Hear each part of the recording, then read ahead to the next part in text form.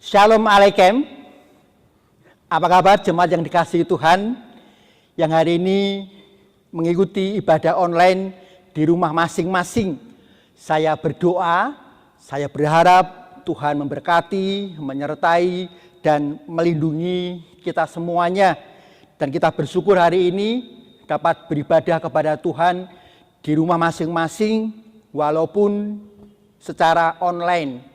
Tapi saya yakin dan percaya itu tidak mengurangi semangat persekutuan kita di dalam roh Tuhan. Baik jemaat yang dikasihi oleh Tuhan Yesus, saatnya kita membaca dan merenungkan firman Tuhan yang hari ini terambil dari kitab 2 Korintus pasal ke-5, 2 Korintus pasal ke-5 ayat 1 sampai 10. Ayat 1 sampai 10. Sebelumnya, mari kita berdoa kepada Tuhan. Ya Tuhan, Allah Bapa kami di surga, kami mengucap syukur atas ibadah kami pada hari ini. Mohon ya Tuhan Kau memberkati kami dan segenap anggota keluarga kami masing-masing, agar kami dapat menikmati persekutuan dengan Tuhan. Dan bersama-sama kami membaca, merenungkan firman Tuhan, dan melakukan di setiap kehidupan kami hari lepas ke sehari. Mohon hamba-Mu yang lemah dan berdosa ini, Engkau pakai dengan hikmat, kuasa, roh suci, agar dapat menyampaikan sabda Tuhan dengan baik dan bertanggung jawab, baik di hadapan Tuhan maupun di hadapan sesama. Terima kasih ya Tuhan di surga. Di dalam nama Tuhan Yesus kami berdoa dan mengucap syukur. Amin. 2 Korintus 5 ayat 1 hingga ke-10 demikian firman Tuhan.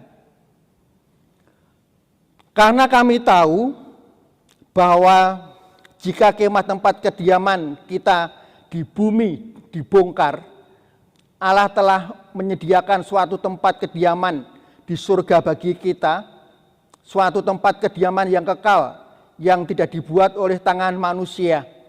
Selama kita di dalam kemah ini, kita mengeluh karena kita rindu mengenakan tempat kediaman surgawi di atas tempat kediaman kita yang sekarang ini. Sebab dengan demikian kita berpakaian dan tidak kedapatan telanjang. Selama masih diam di dalam kemah ini, kita mengeluh oleh beratnya tekanan, karena kita mau mengenakan pakaian yang baru tanpa menanggalkan yang lama, supaya yang fana itu ditelan oleh hidup. Tetapi Allah lah yang justru mempersiapkan kita untuk hal itu, dan yang mengaruniakan roh kepada kita sebagai jaminan segala sesuatu yang telah disediakan bagi kita. Maka oleh karena itu hati kami senantiasa tabah, meskipun kami sadar bahwa selama kami mendiami tubuh ini, kami masih jauh dari Tuhan. Sebab hidup kami ini adalah hidup karena percaya, bukan karena melihat. Tetapi hati kami tabah, dan terlebih suka kami beralih dari tubuh ini untuk menetap pada Tuhan. Sebab itu juga kami berusaha, baik kami diam di dalam tubuh ini maupun kami diam di luarnya, supaya kami berkenan kepadanya.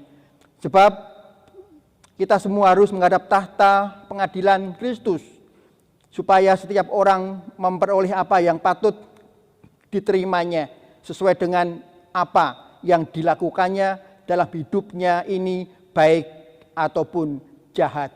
Demikian jauh sabda Tuhan. Berbahagia setiap orang yang tekun membaca, merenungkan, dan melakukan firman Tuhan. Jemaat yang dikasihi oleh Tuhan Yesus Kristus, hari ini kita akan bersama-sama menggubuli sebuah tema, Roh Kudus penjamin kehidupan umat. Roh Kudus penjamin kehidupan umat. Apakah jemaat sekalian pernah mendengar sebuah istilah surga minded? surga minded. Apa itu surga minded? Surga minded adalah hidup yang kita jalani saat ini, kita libatkan Tuhan yang memberikan anugerah surga pada masa yang akan datang. Artinya adalah realitas surga yang itu adalah realitas masa depan, kita tarik pada zaman ini sehingga kekuatan surga, kuasa surga itu dapat menguatkan, meneguhkan umat percaya yang hidup saat ini, sehingga semua umat Tuhan yang hidup pada zaman ini mendapatkan kekuatan dan semangat kuasa dari surga yang adalah realitas pada masa yang akan datang. Apakah bisa? Bisa. Dan sangat bisa. Bapak Ibu yang dikasihi oleh Tuhan Yesus. Mengapa demikian? Mengapa harus kita dasari hidup kita saat ini dengan kekuatan surga yang itu adalah realitas pada masa yang akan datang? Sebab saat ini, hidup ini yang sekarang ini sedang kita hadapi dan kita jalani bersama-sama adalah hidup yang penuh dengan pergumulan, onak duri, gelombang, dan duka cita yang tidak pernah habis-habisnya. Mari kita lihat misalnya, contohnya Paulus. Paulus hidup di dalam berbagai macam pergumulan dan juga aniaya, penderitaan yang tidak habis-habisnya. Nah, mengapa Paulus tidak tawar hati di dalam menjalani kehidupan yang sulit dan susah? Jawabnya, sebab Paulus melihat semuanya yang dia hadapi saat itu, aniaya, tekanan, duka cita, fitnah, cibiran orang, dia hadapi semuanya dari realitas kemuliaan surgawi yang saat itu dia sedang hidupi bersama-sama dengan timnya. Pasal keempat ayat ke-17. Sebab penderitaan ringan yang sekarang ini mengerjakan bagi kami kemuliaan kekal yang melebihi segala-galanya, jauh lebih besar daripada penderitaan kami. Sebab kami tidak memperhatikan yang kelihatan, melainkan yang tak kelihatan. Karena yang kelihatan adalah sementara, sedangkan yang tak kelihatan adalah kekal. Paulus kuat, tetap segar, tidak tawar hati. Sebab dia melihat realitas surga yang di depan itu, dia pakai untuk menguatkan, meneguhkan, dan memberikan semangat bagi dia di dalam melayani Tuhan. Surga bagi Paulus bukan sekedar realitas masa depan, tapi juga realitas masa kini. Nah, pertanyaan bagi kita saat ini, apa jemaat yang dikasihi Tuhan? Apa artinya, apa maknanya surga bagi umat percaya? Bagi kita sekalian, surga adalah tempat kediaman atau kemah abadi yang tidak akan lapuk oleh hujan dan hancur oleh panas. Dan itu adalah kemah yang dibangun oleh Allah, dipersiapkan oleh Allah bagi orang-orang yang mengasihi Dia sampai pada akhirnya sebuah tempat tinggal, kemah kediaman yang dibuat oleh Allah, yang dipersiapkan oleh Allah bagi umat percaya yang mengasihi Tuhan sampai pada akhirnya. Seperti kata Paulus, karena kami tahu bahwa jika kemah tempat kediaman kita ini dibongkar, Allah menyediakan suatu tempat kediaman surga bagi kita. Tempat kediaman yang kekal, yang tidak dibuat oleh tangan manusia. Itulah rumah surgawi, rumah baka, kemah yang dibuat oleh Allah bagi kita sekalian. yang beriman, setia, mengasihi Tuhan sampai akhir. Nah, persoalannya adalah kapan kita bisa menikmati surga yang disediakan oleh Allah? Kapan kita bisa tinggal di rumah, di kemah yang disediakan Allah bagi kita umatnya? Firman Tuhan mengatakan, setelah kita meninggal, setelah kita mati jasmani, langsung kita akan diam di kemah yang disiapkan Allah bagi kita sekalian. Dan kita akan tinggal di sana selama-lamanya. Maka sesungguhnya surga atau rumah abadi atau kemah abadi adalah sebuah tempat yang kita rindukan bersama-sama. Maka jika kita bertanya, apa yang paling kita rindukan? Maka bagi saya, yang paling saya rindukan adalah tinggal di kemah abadi selama-lamanya yang dibuat oleh Tuhan, yang tidak akan bisa hancur oleh apapun. Dan itu berbeda dengan kemah yang berada di dalam dunia, yang mudah hancur, mudah patah, mudah rusak.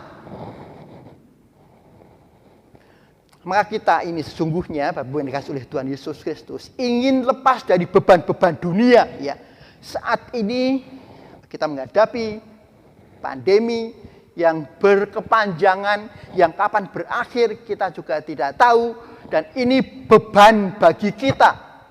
Belum lagi beban-beban yang lain, pergumulan-pergumulan hidup yang lain yang kita hadapi selama kita di dunia. Sejujurnya kita ingin lepas, terbebas dari semua beban-beban itu. Dan kita seringkali mengeluh.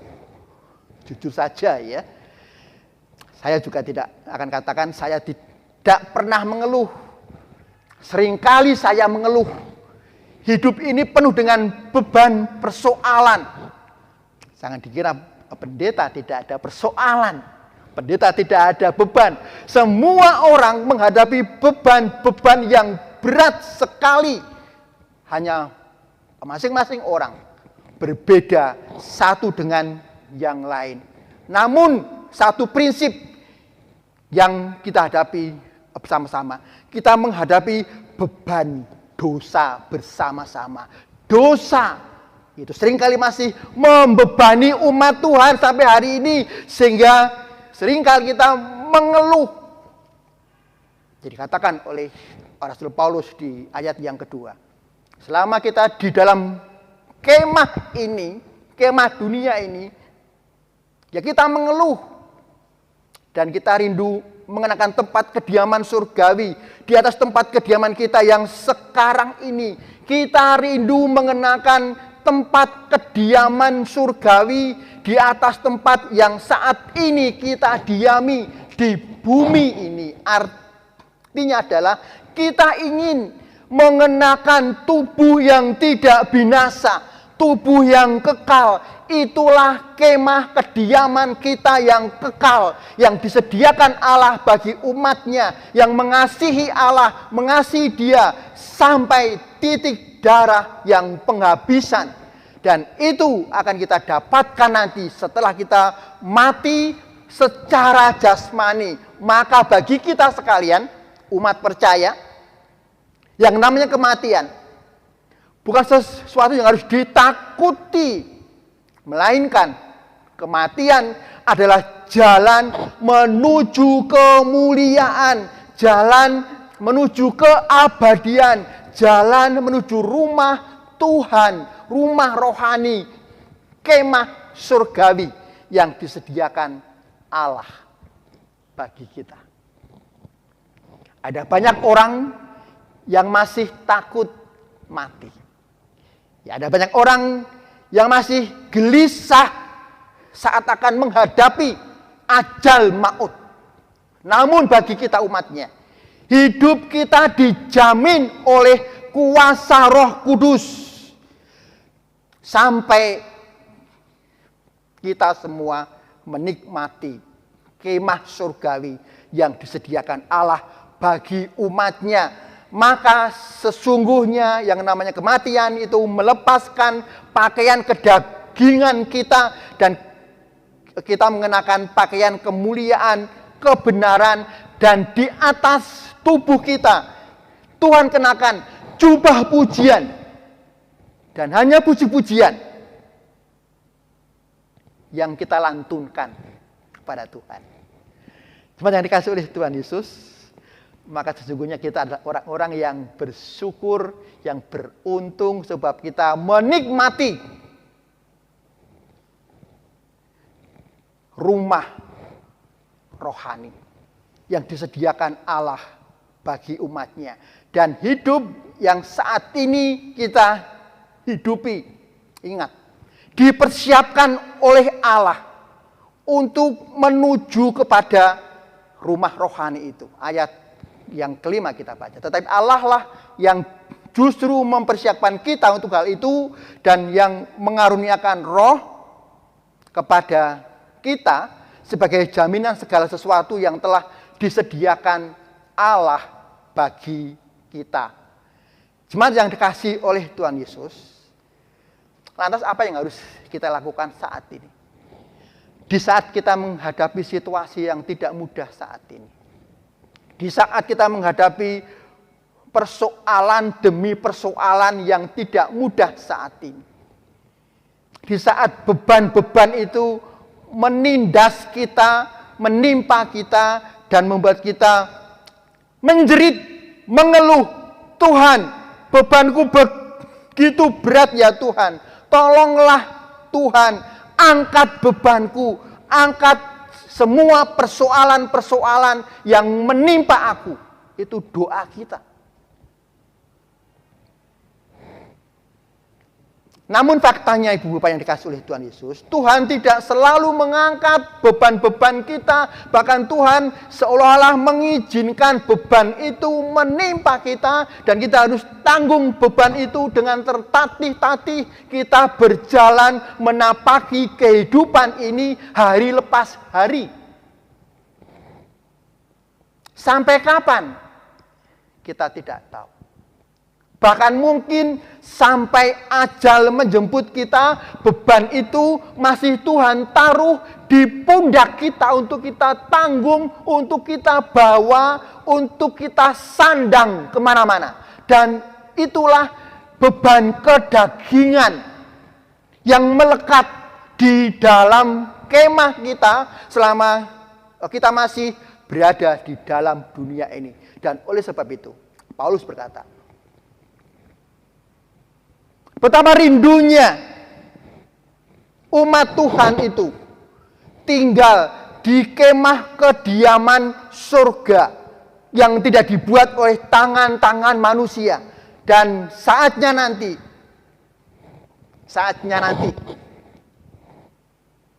jika kita setia kepada Tuhan, maka kita akan sampai di kemah rumah surgawi yang Tuhan sediakan bagi umatnya. Jemaat yang dikasihi oleh Tuhan Yesus, maka mari kita saat ini hadapi hidup ini dengan gagah berani, dengan kuat kuasa dari Allah yang mengaruniakan Roh Kudus yang menjamin segala sesuatu yang telah Allah sediakan bagi kita. Maka saya mengucap syukur atas jaminan Allah, atas rumah Allah, kemah kediaman surgawi yang disediakan Allah, dan itu dijamin oleh Roh Kudus, dan tidak ada yang dapat menggugat dan menggagalkan jaminan Allah itu. Nah, maka persoalannya kita hari ini adalah bagaimana kita hidup saat ini sambil kita berjalan menuju kepada kemah kediaman surgawi yang Allah sudah siapkan, sediakan bagi kita sekalian. Seperti yang dikasih oleh Tuhan Yesus Kristus. Maka dengan demikian hidup kita saat ini itu sesungguhnya adalah sebuah gladi bersih seperti sebuah gunung es. Kita ada di pucuknya, di puncaknya. Sementara kehidupan keabadian dan kekekalan ada di bagian bawah yang maha luas. Dan kita saat ini belum menuju ke sana. Kita sedang berada di puncak bukit es yang hanya kelihatan sedikit. Dan itulah gladi bersih kita sebelum kita masuk di dalam rumah surgawi yang disediakan Allah bagi kita. Atau ibaratnya kita sedang memasuki prasekolah, preschool. Kita akan masuk ke sekolah yang sesungguhnya, yaitu rumah keabadian. Saat ini kita hidup di dalam sekolah pra atau sebelum. Nah, jemaat yang dikasih oleh Tuhan Yesus, maka dari itu Paulus berkata di ayat yang ke-6, maka oleh karena itu hati kami senantiasa tabah, meskipun kami sadar bahwa selama kami mendiami tubuh ini, kemah ini, kami masih jauh dari Tuhan. Sebab hidup kami adalah hidup karena percaya, bukan karena melihat.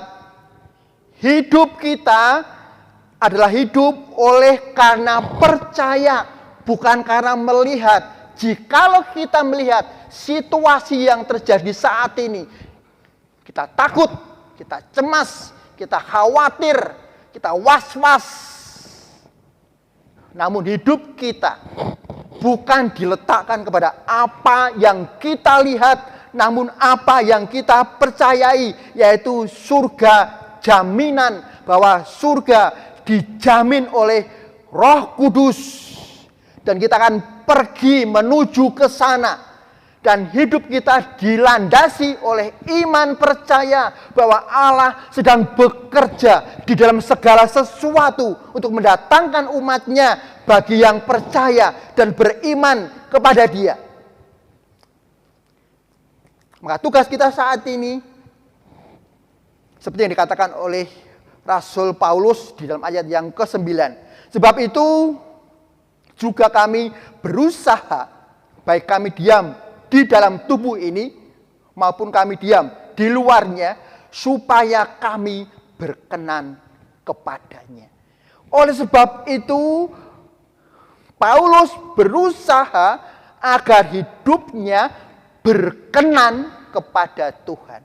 Dan itulah saat ini yang kita kerjakan di tengah-tengah situasi, kondisi yang menakutkan, mencemaskan, mengkhawatirkan. Tetapi jangan takut, jangan cemas, jangan khawatir. Roh Kudus menjamin hidup kita sampai kita menikmati surga, kemah kediaman Allah yang tidak bisa hancur oleh apapun. Amin. Haleluya. Jemaat yang dikasih oleh Tuhan Yesus, maka Paulus dikatakan kami berusaha agar hidup kami memperkenan hati Tuhan. Nah, kata berusaha ini menarik. Bahasa aslinya artinya ambisi. Ya, ambisi. Artinya adalah Paulus ambisi untuk menyenangkan Tuhan.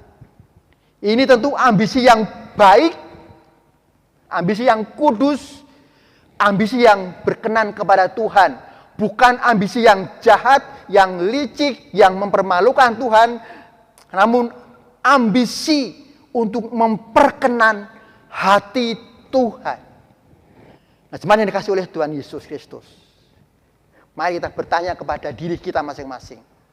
Apa yang menjadi ambisi kita saat ini? Hidup baik, hidup benar, memperkenan hati Tuhan, atau sebaliknya ambisi-ambisi pribadi yang hanya fokus kepada kepuasan baju kedagingan dan fokus pada kemah yang kelihatan ini. Mari kita merenungkan bersama-sama. Mari kita berusaha bersama-sama.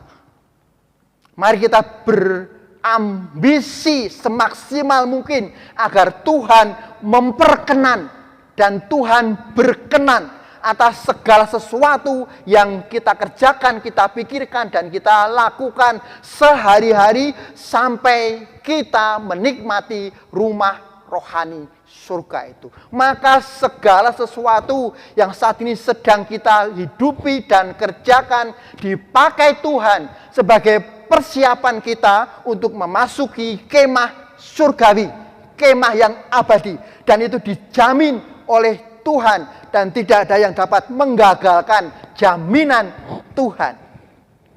Nah, kalau kita lihat Ibu Bapak yang dikasih oleh Tuhan Yesus, bagi jemaat Tuhan yang menyukai film-film laga, ini sebagai gambaran betapapun sulitnya ya si tokoh protagonis itu berjuang yang mengalahkan tokoh antagonis, tokoh yang jahat. Dia berjuang, maju, mundur, jatuh, bangun, naik, turun, tertatih-tatih mengalahkan tokoh antagonis. Toh akhirnya di penghujung film itu si tokoh protagonis menang dan happy ending filmnya. Itulah gambaran umat percaya. Saat ini mungkin kita tertatih-tatih, jatuh bangun, membawa kebenaran, hidup di dalam kesucian, kekudusan. Kita jatuh bangun, nangis, meratap, mengeluh, dan sebagainya.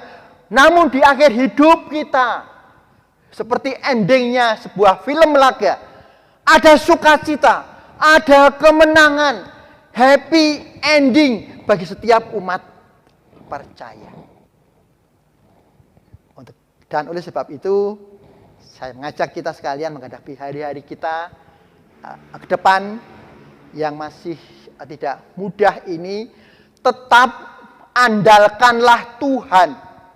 Tetap jaga persekutuan yang dekat dengan Tuhan. Berdoa, baca kitab suci, dan pererat hubungan kita dengan Tuhan. Sebab hanya kedekatan dengan Tuhan, keeratan dengan Tuhan, kita dapat menghadapi segala persoalan yang ada di depan kita semuanya. Dan yakinlah, Roh Kudus menjaminnya. Dan itu yang melegakan hidup kita. Jaminan kita bukan uang, bukan harta, bukan tabungan, bukan investasi, bukan juga deposito, tapi jaminan kita adalah Roh Kudus yang mengaruniakan kuasanya, kekuatannya, dan hikmatnya agar kita setiap hari dapat melewatinya, dan Tuhan berkenan atas kehidupan kita sehari lepas ke sehari. Tuhan memberkati, dan tetap semangat, tetap berjuang, dan berusaha, berambisi memperkenan hati Tuhan.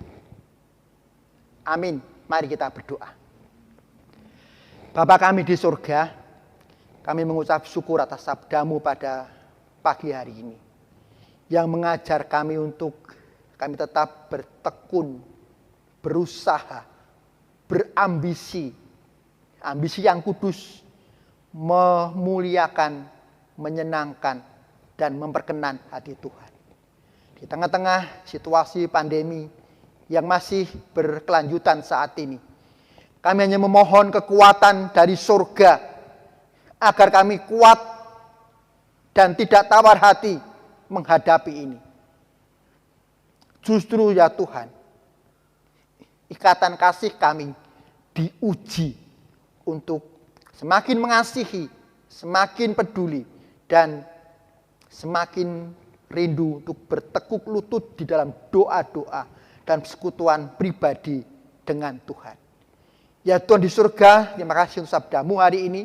Ajar kami untuk melakukannya, dan tetap kami berpegang kepada jaminan kuasa Roh Kudus yang akan menghantarkan kami semua, umat percaya, sampai kepada kemah yang abadi yang disediakan oleh Tuhan bagi kami sekalian yang mengasihi Tuhan sampai pada akhirnya. Terima kasih Bapa di surga. Di dalam nama Tuhan Yesus kami berdoa dan mengucap syukur atas firman-Mu pada hari ini. Amin.